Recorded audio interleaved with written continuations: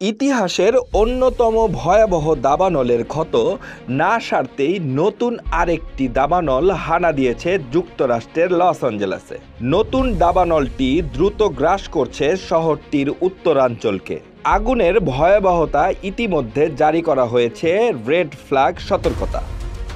সেই সঙ্গে ৩১,০০০ বাসিন্দাকে নিরাপদ স্থানে সরিয়ে নেওয়ার নির্দেশ দেওয়া হয়েছে।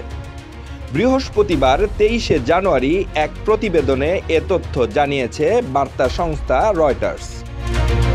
প্রতিবেদন অনুযায়ী বুধবার ২২শে জানুয়ারি থেকে শুরু এই দাবানল ইতিমধ্যে ৩৯ বর্গ কিলোমিটার এলাকা গ্রাস করেছে। প্রবল বাতাস ও শুকনো ঝোপঝাড়ের কারণে দ্রুতই ছড়িয়ে পড়ছে আগুন। লস অ্যাঞ্জেলেস থেকে প্রায় ৮০ কিলোমিটার উত্তরে হিউজ ফায়ার নামে পরিচিত এই আগুন ইতোমধ্যেই অঞ্চলটি দমকল বাহিনীর উপর অতিরিক্ত চাপ সৃষ্টি করছে। তারা ইতোমধ্যে মেট্রোপলিটন এলাকার জ্বলতে থাকা দুটি বড় আগুন নিয়ন্ত্রণে আনতে সক্ষম হয়েছে।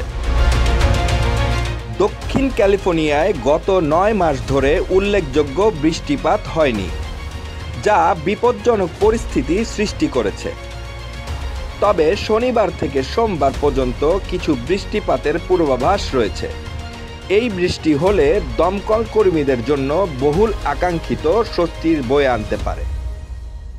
ফাহাদ চৌধুরী, শতাব্দী টেলিভিশন।